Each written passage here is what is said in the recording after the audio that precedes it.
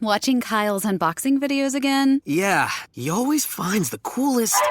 No way! A robot dog? Gotta ask where he got it. Or use your Samsung Galaxy S24 Ultra. Just draw a circle around the dog on your screen, and it shows you where to buy it right in the app. Whoa, I just learned a new trick. And that for once, I beat Kyle to the next big thing. Circle it, find it with the new Galaxy S24 Ultra and circle the search with Google. Get yours now at Samsung.com. Internet connection required. Results may vary based on visuals. Let me give you a big Labor Day surprise. Most people think if we all exercise the same and eat the same, we'd all look the same. And let me tell you why that's wrong. Your body is unique and your metabolism is unique. I'm Lacey Green and I'm a super trainer at Body. That's BODI.com. And you can't see me, but I don't look like your average personal trainer. I'm curvy and I'm proud of it. So I created a program for beginners only on the Body app to show people like us how to get incredible results and be our version of happy and healthy. This isn't just workout videos. It's people like you and me. It's community. It's incredible trainers. It's easy to follow nutrition and mindset experts to help you reduce stress and just feel better.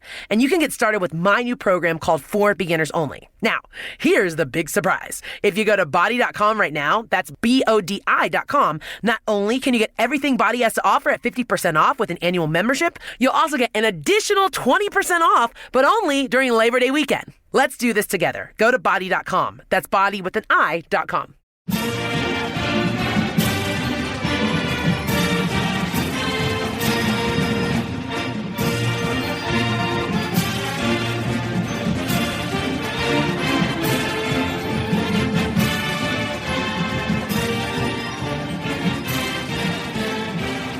Hello, Duke fans, and welcome to episode 379 of the Duke Basketball Report podcast. It is Sunday, January 16th, 2022, and Duke is once again back in the win column after a victory yesterday against NC State. We will discuss that, and we're going to go into the NBA because there is a interesting trade that happened involving a member of the Brotherhood, and another member of the Brotherhood is back playing basketball, and of course, we will get to the good, the bad, and the ugly from NC State and our player of the week. But first, I am Donald Wine, your host for this episode. I am here in very, very cold Washington, D.C. But I do have my friends with me to keep me warm on this podcast, Jason Evans and Sam Klein. Jason, how are you today?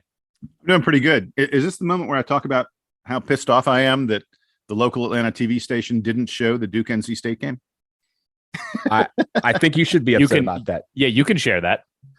So I went to watch the Duke NC State game, and it was preempted so that they could show the Georgia Bulldogs championship celebration from Sanford Stadium with a packed stadium full of people and lots of confetti. And they apparently thought that Georgia winning the national title and celebrating it was more important than showing a Duke basketball game. I don't know what they were thinking.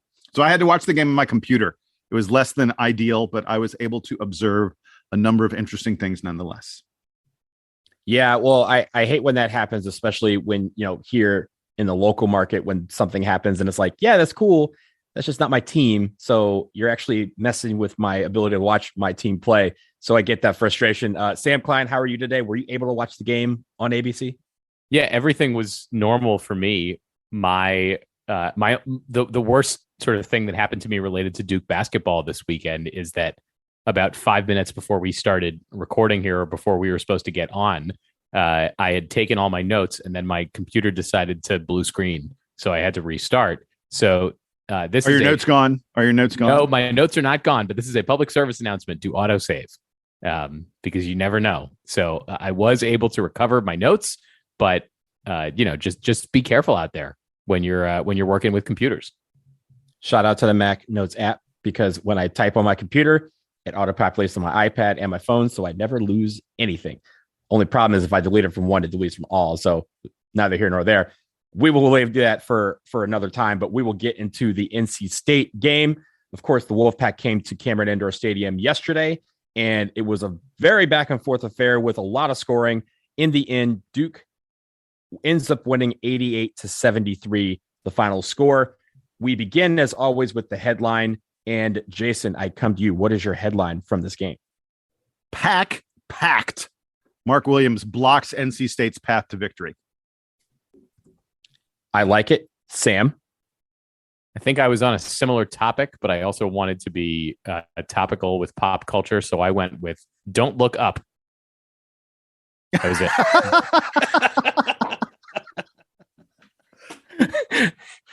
Did y'all see Yes. see Don't Look Up? Yes. I haven't yet, but that is beautiful. Wait, Mark, Sam, is Mark the comet? I think Mark Williams is the comet in Don't Look Up. Mark was something yesterday. My headline was not as meta as Sam's was, but mine is Williams enters beast mode as Duke breaks up the Wolfpack. Another pop culture reference for some people who have seen The Hangover. But I want to get into the good, and there was a lot of good in this game. Sam, I want to go back to you, and I'm going to pick your topic for you because you talked about him. Actually, Don't look up. Donald, we should, when we're doing headlines, I forgot to mention, we should shout out. We got a headline sent to us in the mail from Will Kuntis. Yeah. Oh, this yeah. is great. His headline was, PETA complains as Mark Williams curb stomps endangered wolf species.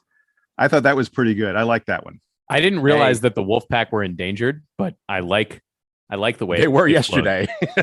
That's true. Yeah. They were yesterday. I don't know if they're off the list now. So send us headlines, dbrpodcast at gmail.com. I actually think that's a great use of the mailbag because they're easy. So if they're really cool, we will shout them out. But Sam, I want to go to the good. And like I said, I'm going to pick your topic for you because you mentioned it. Mark Williams was a beast yesterday. I mentioned he was a beast. Jason did not mention it in his actual thing, but he was a beast. Like, wait. I said pack. No, he did. We all pack. Yes, we all had somewhere. That was the story. Okay. We all had it. So begin with Mark Williams because he was the man yesterday. I'm going to give a rare hot take here and say that Mark Williams is going to be a topic for me in both the good and the bad. I will tell you the bad version of it when we get there. In the good version, Mark Williams blocked 8 shots yesterday, and he just terrified the crap out of NC State to the point where their offense was moving in very strange ways. And not only that, but Mark Williams was avoiding foul trouble the whole day, which meant that he was able to continue being aggressive and playing pretty much however he wanted. He almost had a triple-double yesterday. He had 19 points, 11 rebounds, and 8 blocks. The Duke record for blocks in a game is 10 blocks by Sheldon Williams. So Mark Williams was in striking distance of that. And by the way, it wasn't even like he played 35 minutes. He was still in his normal, mid 20s minutes yesterday. Theo John came in for long stretches. And I think if you want to quibble with anything in the way that the rotation was handled yesterday, it would be that Mark Williams wasn't allowed to stay in so that he could get his triple double. So Amen, it was an impressive performance from him on defense with the blocks. There were a couple times where there was one block where he put the ball through the floor and then into the crazy section. I can't remember which of the State players that he was blocking. That was great. And then the other, I think, best highlight that he had on the day, he had the best assist on the day. Yes. Where he had an assist that was in transition. Trevor Keels threw him, I think, what was supposed to be a lob for a dunk, as Keels was just sort of reaching the like a spot about halfway between the 3-point line and half court. Mark Williams reacted to it, realized that he was not going to be able to dunk that basketball, and bounced it behind him for Paolo Banchero to finish the fast break with a slam. It was, that was one of the very prettiest basketball plays that I have seen this season. So Mark Williams had all kinds of highlights yesterday, maybe in a way his best game of this season. And you are getting glimpses now, or maybe like full flashes of the version of Mark Williams I think that we envisioned early in the season when we thought, the best version of Duke might be Mark Williams playing 30 minutes a night and getting 4, 5, 6 blocks a game to go along with a lot of rebounds, a lot of points, a lot of easy baskets. So Sam, you mentioned several things that I want to back reference in talking about Mark Williams. First of all, the block shot where he spiked it into the floor, I think proved that Mark Williams could be a heck of a volleyball player if he wanted to. And on that, you're right. It went into the crowd and the camera panned over to the crowd. It was where the Sesame Street guys in the crowd are. And the Oscar the Grouch guy was waving his finger. No, like Dikembe Mutombo. That was some great stuff. That was, I was Just perfect Cameron synergy. It was beautiful. And then I got a question on the save, the play where Mark Williams jumps out of bounds, saves the ball to Paolo for the slam dunk. Do you think for sure that Mark knew that Paolo was there? I think there's a chance. No. Yeah. No. I don't think he did, because he you could tell on the replay, he grabs the ball and kind of bounces it behind him as he's falling out of bounds. And then there was no place else he could throw it. Yeah. Yeah. He hears the crowd, but he also kind of turns around like, oh, hey, yeah, dunk it. Cool. And you could tell like he just, hey, I just have to save it and hope someone's behind me. And when he heard the roar of the crowd, he knew that, someone was behind him that was able to catch the ball and lay it in or dunk it. Again, as a tease for the version of Mark Williams that I am going to discuss in the bad, he does not have eyes in the back of his head. Not that I expect him to have eyes in the back of his head, but he does not have eyes in the back of his head. So no, I do not think he realized that he was throwing a perfect pass back. So the other thing I wanted to mention about all this, and we could talk about Mark forever. I wanted to point out that on the season, Mark is now fourth in the country, number 4 in the country in block percentage. That's the percentage of field goal attempts that you block when you're on the floor. And they exclude 3-pointers from this because they don't expect you to block 3-pointers. So if you block a 3, I guess it's like a bonus point, in terms of block percentage. But Mark blocks an outrageous. You ready for the figure, the number? The percentage of field goal attempts that Mark blocks when he's on the floor. It's 16.2%. That's absurd. That's just a silly number. By the way, the guy who leads the nation in block percentage is former UNC player, former Duke recruit, Walker Kessler, who's now at Auburn, who blocks 19% of all field goal attempts when he's on the floor. That's just, those are crazy kind of numbers. But I just wanted to point out, I mean, again, everything Sam said about Mark, I could echo and say as well. He was fabulous. And I think this is a good moment to sort of segue into the way Duke dominated in the paint. Duke won points in the paint, 58-38. We've been mostly talking about Mark's blocks and his defense, but 19 points, 11 rebounds.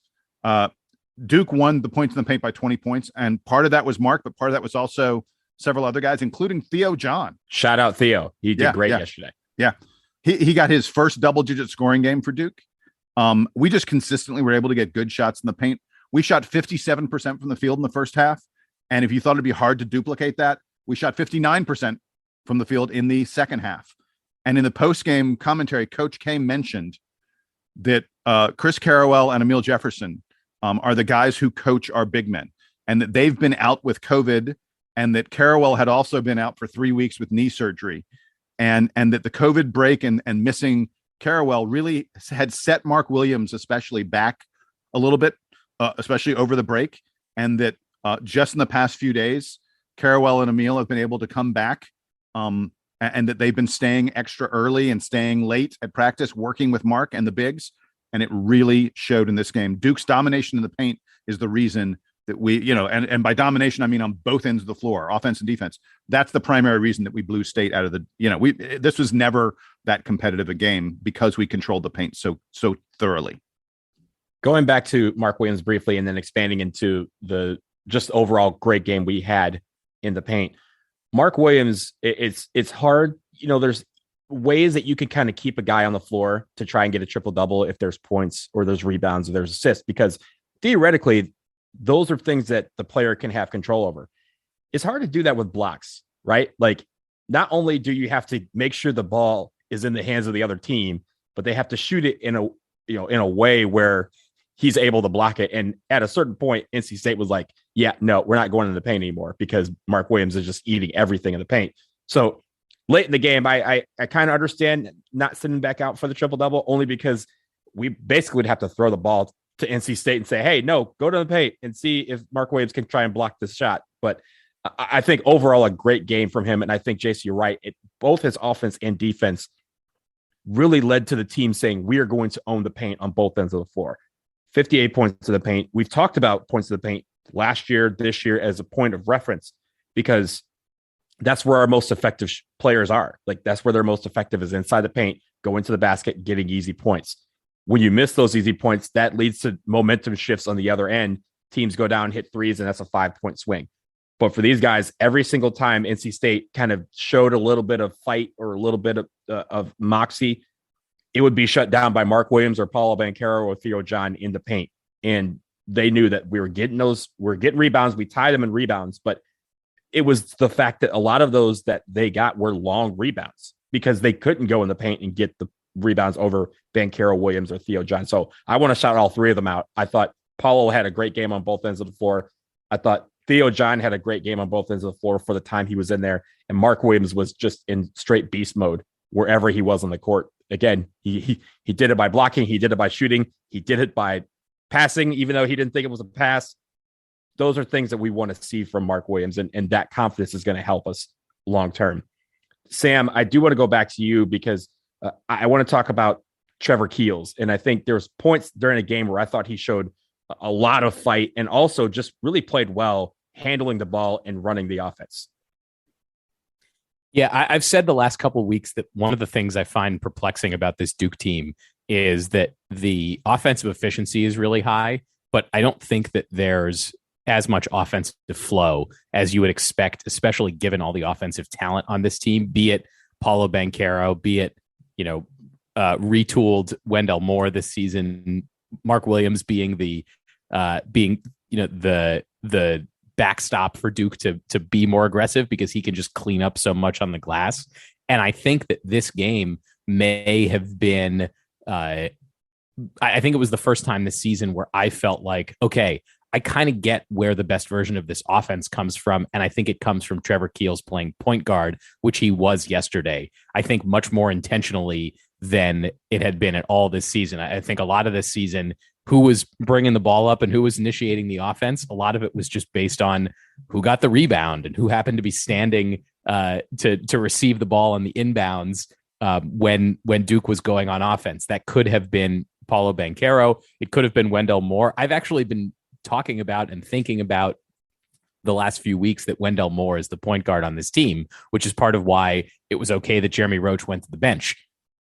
I think now I've changed my mind. I think Trevor Keels is the point guard. He was initiating the offense a lot yesterday. He was very intentionally getting the ball and bringing it up. Not that it really matters who brings the ball across half court, but Keels was initiating the offense. And in the rawest numbers, 9 assists and just 2 turnovers for Keels. I thought the ball movement yesterday made a lot more sense. I thought, I haven't compared this yet to previous games, but a lot more assisted baskets, both on the inside and the outside. The Duke offense, as Jason has pointed out, is very good at getting points in the paint and getting open 3-pointers. I thought that Keels actually made that difference yesterday for Duke. And so now I'm sort of thinking, look, it's very cool when Wendell Moore has one of those 10-5-5 games.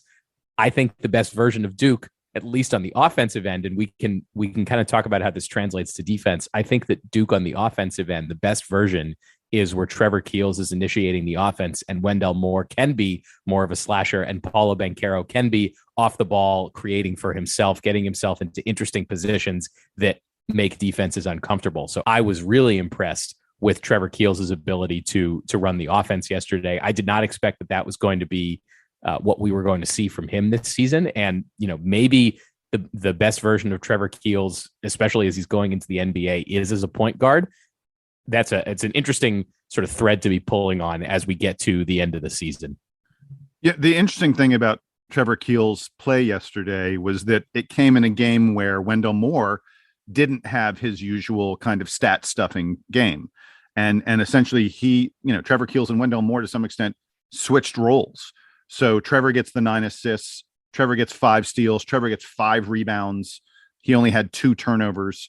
In a game where, like, especially in the first half, I thought Paolo, Wendell, and AJ Griffin really weren't clicking. We had Trevor and Mark Williams, and to a lesser extent, Jeremy Roach, who created for Duke instead. In the first half where Duke took the lead, we had 14 assists on 19 field goals. Our ability to share the ball was really beautiful to watch. Keels had 5 of those assists. Jeremy Roach, by the way, in the first half had 4 assists. And I thought he did such a great job of finding his teammates. He may be the best pure passer on the team. He doesn't break down the D super often, but when he does, he is a problem for the opposition because of his ability to find his teammates when the defense comes to him. And by the way, it's worth noting, we talked a lot about Jeremy Roach moving to the bench so that AJ Griffin could play, and that Jeremy Roach's minutes went from 32, plus to down into the 20s. Well, I did notice at the end of this game, in the final few minutes, Jeremy Roach was on the floor because Duke went small to deal with, NC State's press and their trapping, and NC State at that point was going to be shooting 3-pointers. And so we went small, and Jeremy Roach was playing a key role in all of that. And by the way, did you guys notice the plus minus on this game? Jeremy Roach had a stellar plus 17 in just 23 minutes of play in this game. And the amazing thing is, despite playing an incredible game, Mark Williams plus minus was only +1. He had the worst plus minus on the team. Like that, it like doesn't compute. I told you we're going to talk about him in the bad, right? Okay, yeah, you're going to get to it. But anyway, bottom line is, I just thought that Duke shared the ball so excellently in this game. Our assist percentage was way up, and I love, going back to what Sam said, I love the fact that if Wendell isn't going to do it, it appears Trevor's able to step into that role. I'm not sure I agree with you, Sam, that Trevor should be the point guard. I still think it should be Wendell Moore. I trust him more than I do Trevor. I think Wendell what I was thinking here is that it's possible. I don't know that This is the best version. Mm-hmm. I do feel like this game was the Duke offense made the most sense to me yesterday, where even if guys weren't making the shots that they normally would, I sort of understood what the offensive game plan was more in this game than I think I have in recent weeks.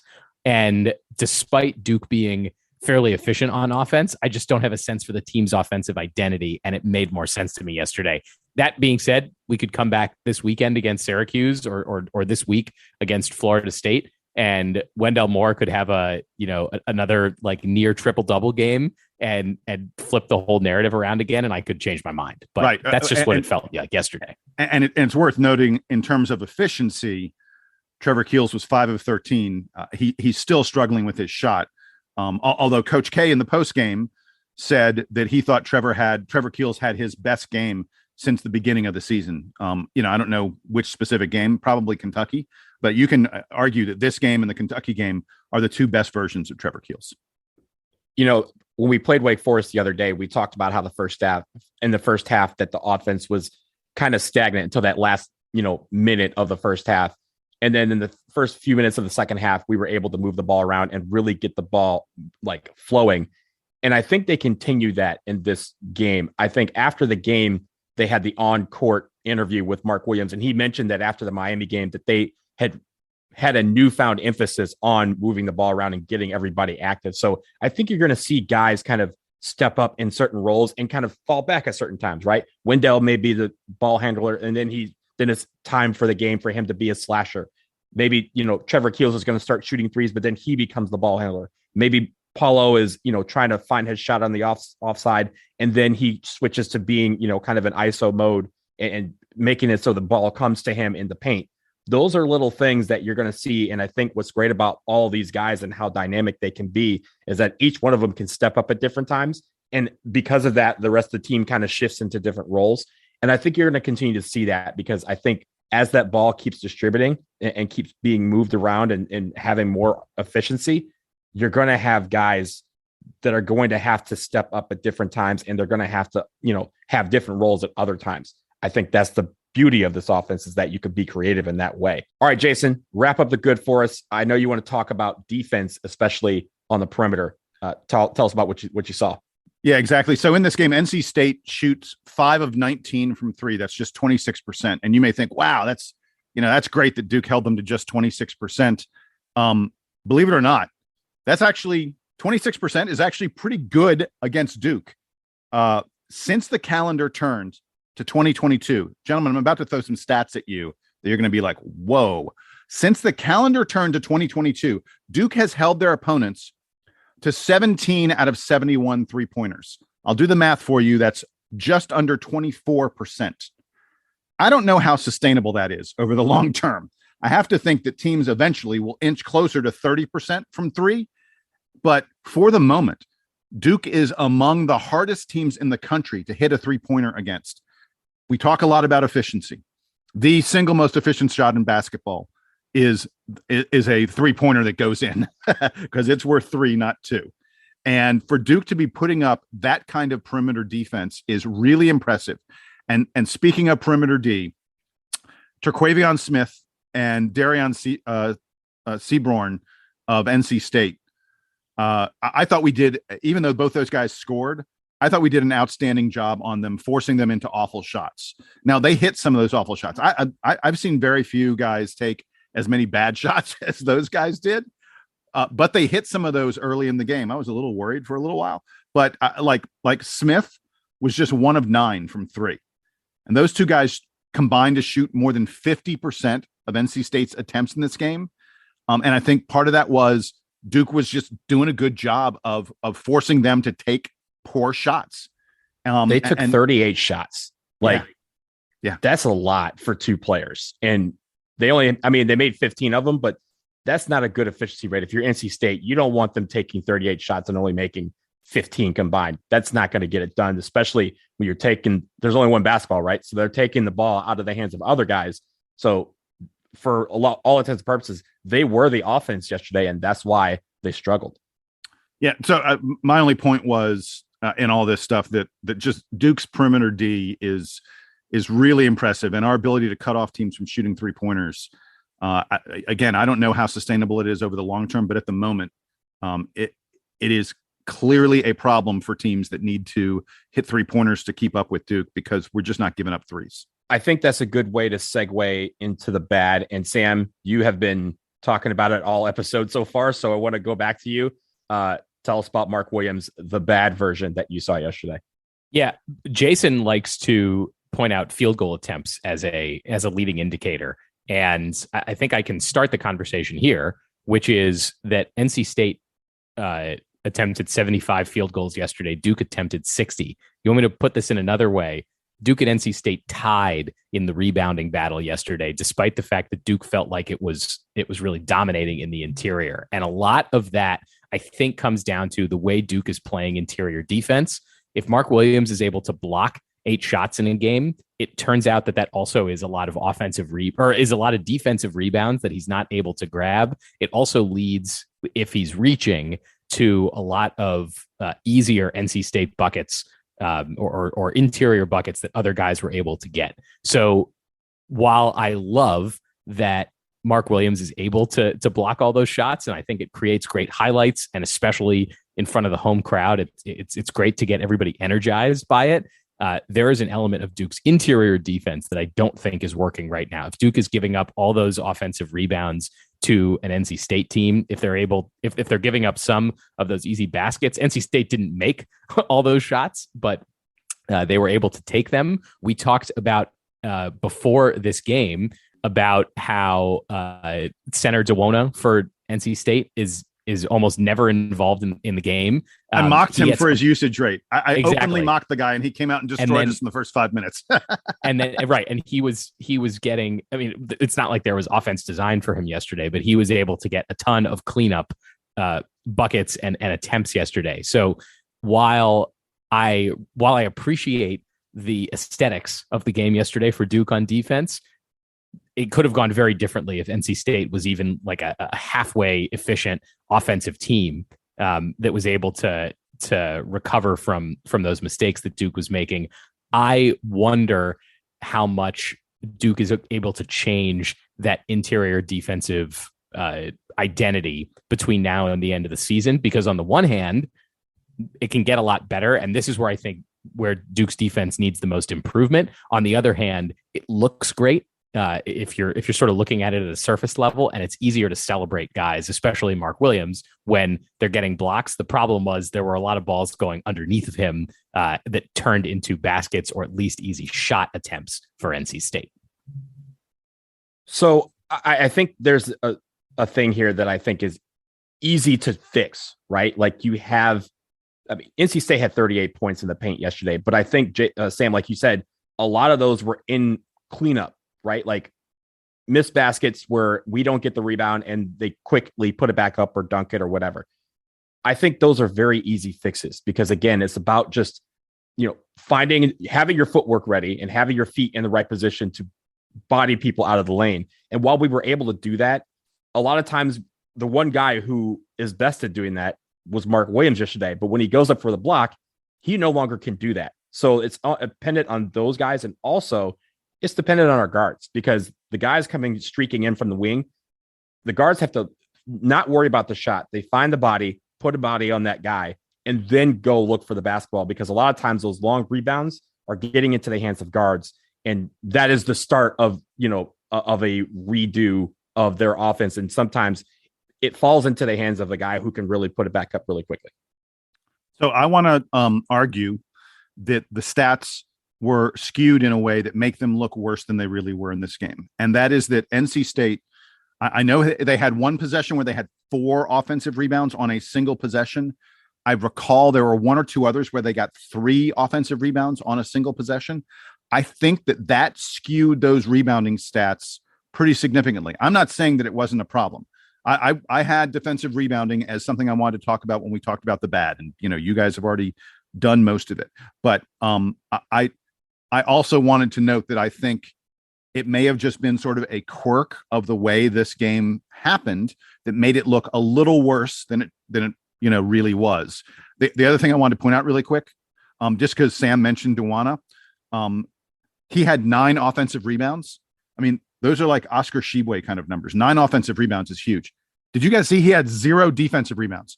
Do you know how hard it is to grab 9 offensive rebounds and 0 defensive rebounds? That takes work, my friends. That takes hard work to be in good position all the time on one end of the floor and never in good position on the other end of the floor.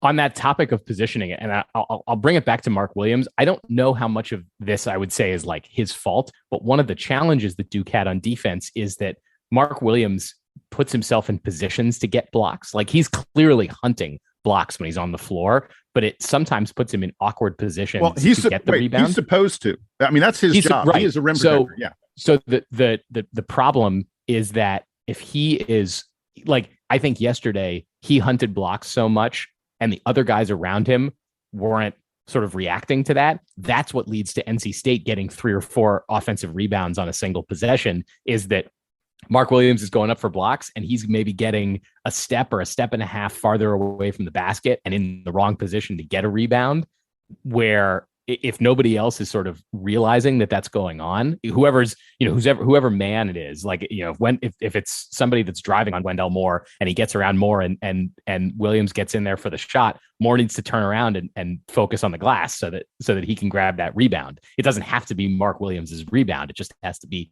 the team's rebound. So some of this, I think, is game planning. Some of it is the execution of these guys and recognizing it. But I think part of it is maybe on the coaching staff to get guys in the right position to get those rebounds.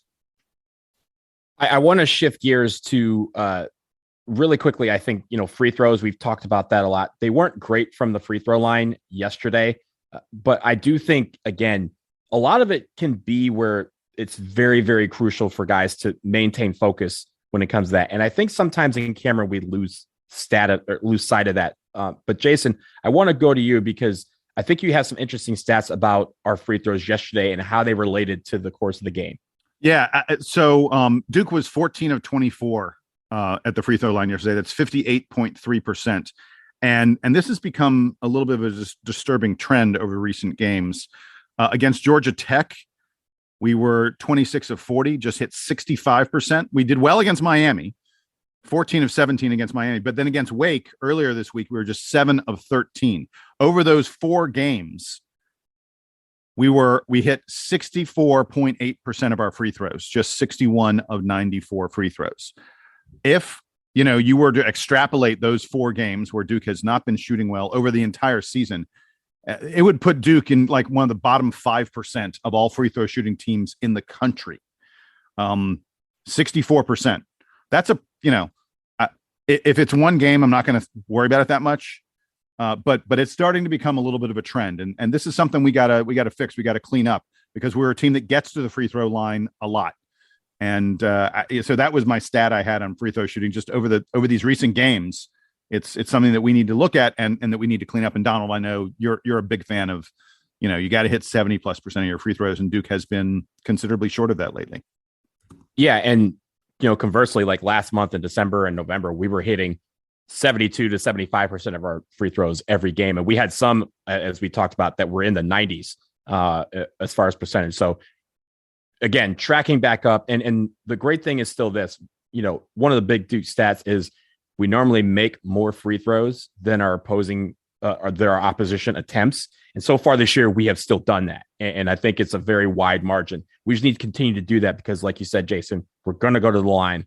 Knocking down those free baskets are going to be the difference in a game down the stretch. If we can hit 70 to 75% of our free throws at the end of the game, they won't foul us because they know those are 2 easy points for our team, and that's going to put games out of reach. All right, Jason, once again, you get to wrap up the bad part of the category, and I think I know where you're going with this. Yeah, I hate to call out a guy individually, but AJ Griffin had a poor game, and AJ's been so great lately. Over Duke's last 7 games coming into this game, AJ was averaging 13.1 points per game. He was shooting like 63% from the field, 50% from 3. In this game, he only gets 3 points, 1 of 6 from the field, just 1 of 4 from 3, only a couple assists and a couple rebounds. I guess AJ had been playing so great, he was sort of due for a downturn, but we praised him tremendously when he's played great. And this was not a good game for him. And then I did want to note one last thing. Coach K in the postgame said that Duke is still not in good shape, good condition. He said we're not playing with the same pace we were earlier this year. We're not pushing the ball quite as much as we used to. He said we're getting there, but that it'll take a little bit longer for us to fully get back to what we were before the COVID break. Kay said he was really excited for that because he sees AJ Griffin as sort of an added element that we didn't have when we were in good condition. And he specifically said that Wendell Moore is a guy who's really struggled to get his conditioning all the way back. I think that probably means that Wendell had a worse bout of COVID than some of the other guys in the team. But that also explains a little bit of Wendell's struggles lately. Wendell has not been himself the past few games. But Coach K says he's getting his way back. And I did just want to, point out, that Coach K says we're still not 100%, which is pretty encouraging considering the team's playing fairly well anyway. Yeah, and that's something that's going to be looked at. I do want to end with a positive note. Jason, you mentioned it. We heard from Coach K because Coach K was back on the bench, so it was good to see him back. I know he missed the game midweek due to a non-COVID illness, but we're glad to see that he's fine and he's back on the bench. And Jason, yesterday was your birthday as well, so hopefully the big one, the big 55, was it? Is it was good 5-5 number for you? It ended with a Duke victory. Can't say the same about my birthday. Duke, we'll talk about that later. But that'll end it for the NC State portion of this pod. We will take a quick break. On the other side, we have NBA to discuss. Big trade. Stick around. See who's going where.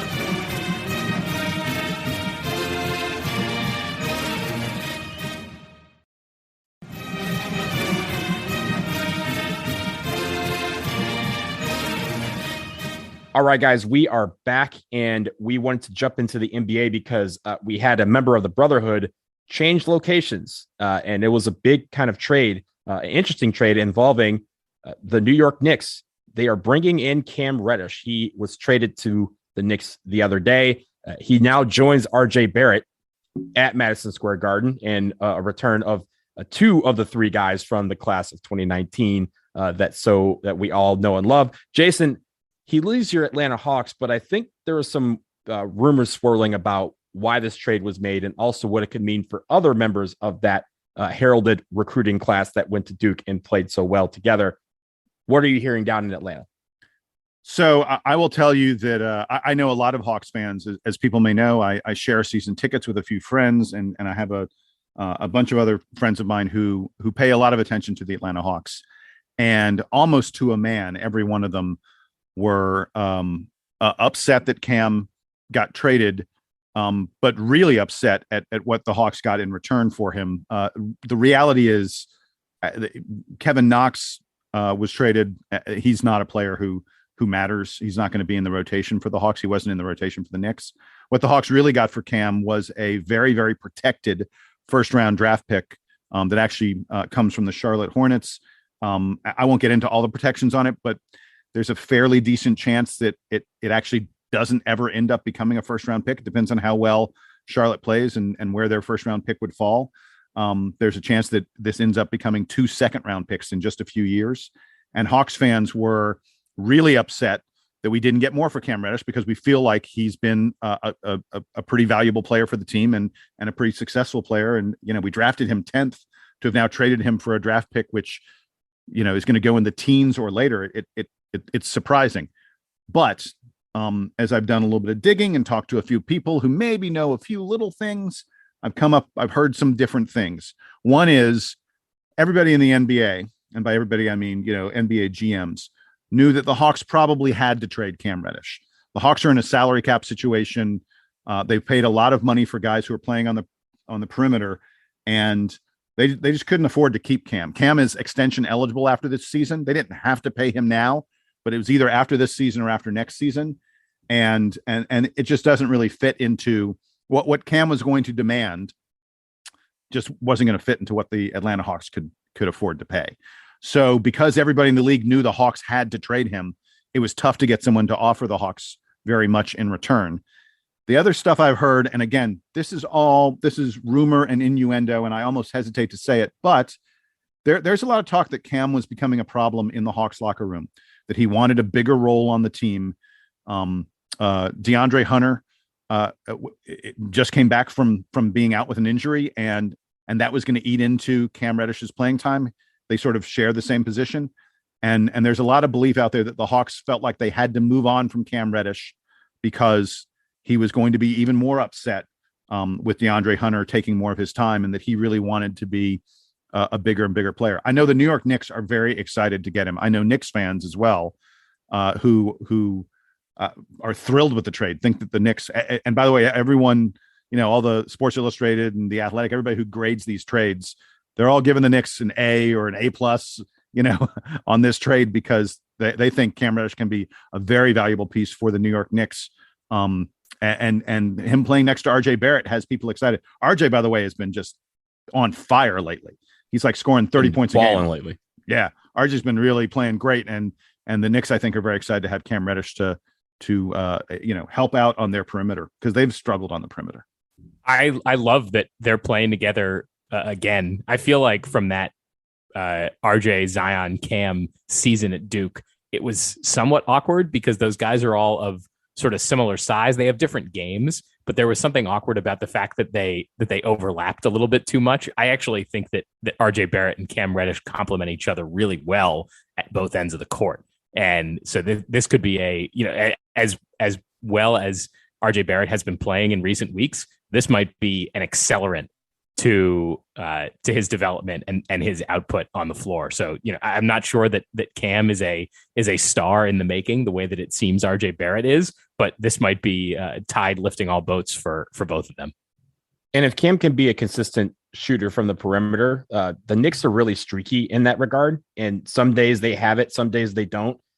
But if he's able to be that consistent guy that can hit, 2 or 3 threes a game and just be very consistent shooting at perimeter, that's just going to draw one more guy out of there. And then, guys like Obi Toppin, RJ Barrett, Julius Randle can go inside and do what they do. So I think the Knicks are very excited about that possibility.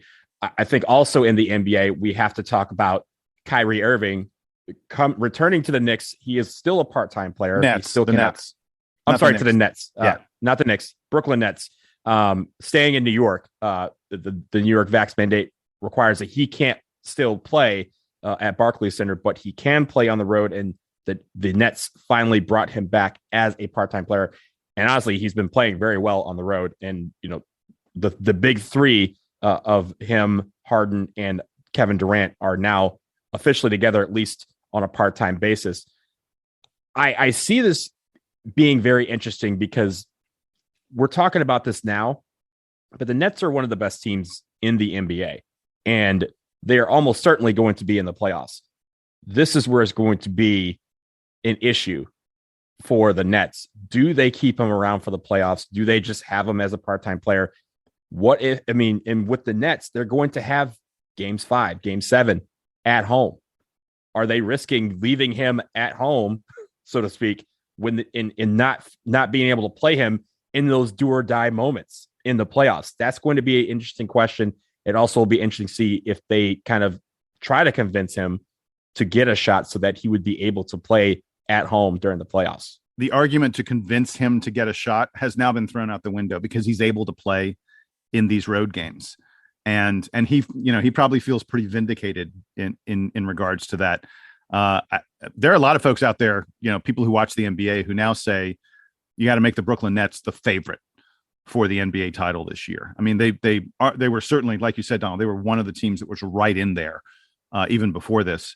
It feels like now you make them the favorite because in the playoffs, the really difficult thing is winning on the road.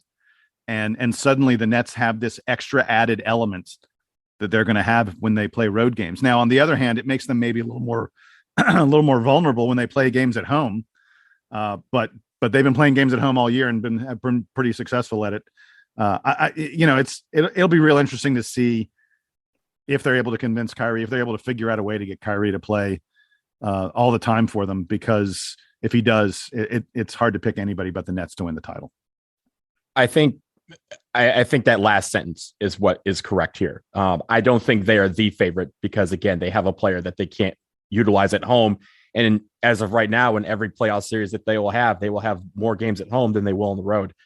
I think it's still the Golden State Warriors because they also got a guy back in Klay Thompson. Right. And Klay has been destroying everybody since he got back. He has been waiting 2.5 years to play basketball, and he is making up for lost time very quickly. So, boy, can you imagine a game 7? I mean, Donald, you pointed this out, but just thinking about it, like a game 7 for the Brooklyn Nets at home, where Kyrie has to sit and watch it. I mean, maybe they will convince him to get vaccinated. Man, that's a lot to sit down. That's a lot to sit out. Hey, the Washington Wizards were able to do it with Bradley Beal because DC just had a vax mandate start yesterday, and 3 weeks ago, he started his process of getting shots so that he would be able to play at home because he knew the Wizards are also, doing very well this season, and he wants to be a part of that playoff run, and he does not want to miss games. So he has been a guy that's saying, yes, if there is a vax mandate, I will do it so that I can help my team win. It'll be interesting. I wouldn't be surprised if the Nets more vaccine mandates are coming, though. Like sort of one by one, Kyrie's going to get iced out of playing in certain cities. Up in Boston. Boston's indoor vaccine mandate went into effect yesterday, and the Celtics are not currently in the playoffs, but are certainly in contention for it.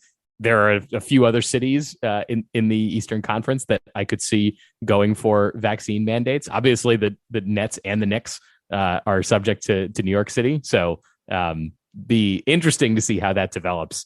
Well, Donald already said Washington's got it, and they're in the number 9 spot. Boston has it. Toronto, I don't think you can enter Canada right now. I don't know what the exact ruling is, but that is correct. I don't think he can play in Toronto. Yeah. So, and we're talking about, and you can't play in San Francisco. So if there is a finals between the two favorites, he cannot play in any game.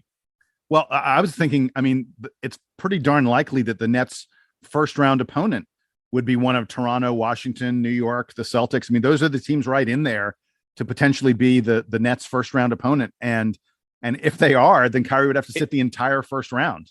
Alternatively, if it's Charlotte, they're in great shape. Yeah. Right. Is what it is. But yeah, we will continue to see how that works out. I do want to end before we get to player of the week. Jason, we had a big victory yesterday by a friend of the podcast, a member of the Brotherhood. Tell us about Northwestern and Chris Collins. Yeah, I just wanted to quickly shout out Chris Collins, who's doing a great job at Northwestern this year. There were not high expectations for this team. We mentioned a few weeks ago when we were doing a little bit of a bracketology deep dive that folks are saying that Northwestern is on the bubble and has a real chance to make the NCAA tournament. They greatly improved those chances yesterday when they defeated Michigan State, one of the top teams in the Big Ten. Michigan State was ranked 10th at the time. I think I read someplace that it may have been Northwestern's first win at Michigan State, since in 15 years or something crazy like that. It's been a long, long time, and they play at Michigan State every year or pretty close to it. So just a shout out to Chris Collins, who's, again, like I said, just He's in the running for Big Ten Coach of the Year for the job he's doing at Northwestern, and they're very much in the thick of the race in the Big Ten. Yeah, it was a great win yesterday for him. Congratulations to him and Northwestern on their big win at the Breslin Center. Okay, guys, we're going to wrap up with Player of the Week. We had 2 games this week that are under consideration, the Wake Forest game and the NC State game. So, Sam, who do you have for Player of the Week? I feel like this was a weird week for Duke, where I don't know that any one of Duke's players stands out in both games. But I think the guy who comes closest is Paolo Banchero. He had a really nice game yesterday against NC State, but against Wake Forest, I just think he was a little bit more inefficient and maybe not, obviously he's scoring a lot of points and grabbing, like he's putting up kind of the baseline numbers, but on an efficiency standpoint, I'm not sure that it was there. That being said, everybody else sort of had at least one kind of down game in a week where Duke had 2, fairly easy victories. I'm going to give it to Paolo Banchero. I seriously considered Paolo, and I agree with Sam. This was a really tough week to figure it out. Like AJ Griffin was great against Wake and bad against NC State. Mark Williams was great against NC State and bad against Wake. I think Paulo's an easy choice. I went with Trevor Keels, though. I thought Keels was, outstanding against NC State with the assists, with the steals, and he had a pretty nice game against Wake Forest as well. He had 4 assists in that game. He had 11 points. He was reasonably efficient. And his plus minus this week was really off the chart. Trevor Keels had a plus 27 against Wake Forest. And then in the game against NC State, Trevor Keels was plus 15. He led the team against Wake. He was second on the team against NC State. So he combined for a plus minus of plus 42. You put up a plus 42, gentlemen, you're in the conversation for Player of the Week. And for me, Trevor Keels gets it. I'm glad you shouted him out, but I think I'm going with Sam here. Paolo Banchero, like on the offensive end, dynamite in both games, 46 points combined, 13 rebounds combined. He was a force and really helped contribute to our paint presence. And really, against Wake Forest, the second half, he took over and really led the charge for our team down the stretch. And against NC State, I think he just had a solid game all the way around. We may not have talked about him that much, but that doesn't diminish the impact that I think he had yesterday on our team. So I'm going to give it to Paolo Banchero as well. On one other player on Duke's roster that I want to shout out, Jeremy Roach was sent to the bench after Duke was playing the same starting lineup all season. And I think there is a world where Jeremy Roach somewhat justifiably feels pretty slighted by the fact that the lineup has changed and not in his favor, that to make room for AJ Griffin, he's the guy that needs to suffer the most. Coming into this season, Roach, I assume, was very excited about the fact that he was going to be paired in the backcourt with his former running mate, Trevor Keels. And Keels has really taken a lot of the spotlight from Roach this season. I pointed out in this most recent game, that Keels was the one playing point guard. That being said, we talked about in the recap from the State game how much Jeremy Roach contributed off the bench. And so I do want to give him huge props for accepting the new role and for seeming to thrive in it. He may not be one of Duke's 5 best players, but he is a key piece for Duke to be successful, heading into the postseason. If he's not one of Duke's 5 best players, he's definitely one of Duke's 7 best players, which means he's essential to the team here. And, at least from the outside, it seems like he's had a great attitude about this. So I'm sure behind the scenes, he may feel a little upset by it, but he's doing a great job of being a team player here. And I think he deserves credit for that. I agree with that. I'm really glad you shouted him out. Most guys take that as a demotion. He took it as a new role, right? And a new opportunity for him. And he made the most of it this week. I do wonder if this is a place where Wendell Moore has had a positive effect on the team and the psyche, because Moore has been through some of his own ups and downs in terms of expectations, being the guy, not being the guy. But as a junior, he's clearly in a role that's much bigger than he's been in prior years, and would not have reached this point if he didn't have a good attitude about it. Jeremy Roach might be on a similar track. Absolutely. And it's good to have that guy that you can literally turn to in the locker room and say, how do you go through something like this? So I'm glad you shouted that out. I think all the Player of the Week honors were well-deserved, but that will do it for episode 379 of the Duke Basketball Report podcast. Listen, folks, we have the holiday coming up. We have a game coming up on Tuesday. We will be back very, very soon to talk about FSU and preview that game on Tuesday night. But for now, for Jason Evans and for Sam Klein, I am Donald Wine. This was episode 379. Make sure you subscribe, rate, review, write us, email us, do everything to contact us. And we love hearing from you. But for now, Duke Band, take us home.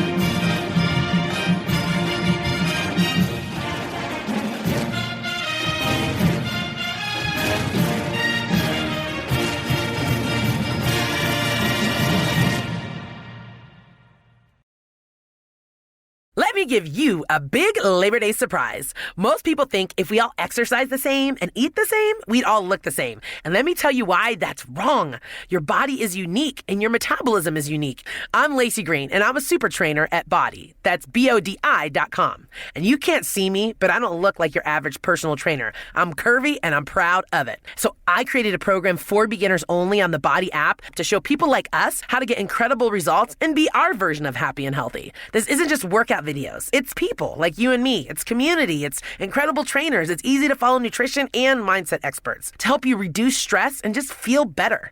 And you can get started with my new program called For Beginners Only. Now, here's the big surprise. If you go to body.com right now, that's BODI.com, not only can you get everything Body has to offer at 50% off with an annual membership, you'll also get an additional 20% off, but only during Labor Day weekend. Let's do this together. Go to body.com. That's body with an I.com.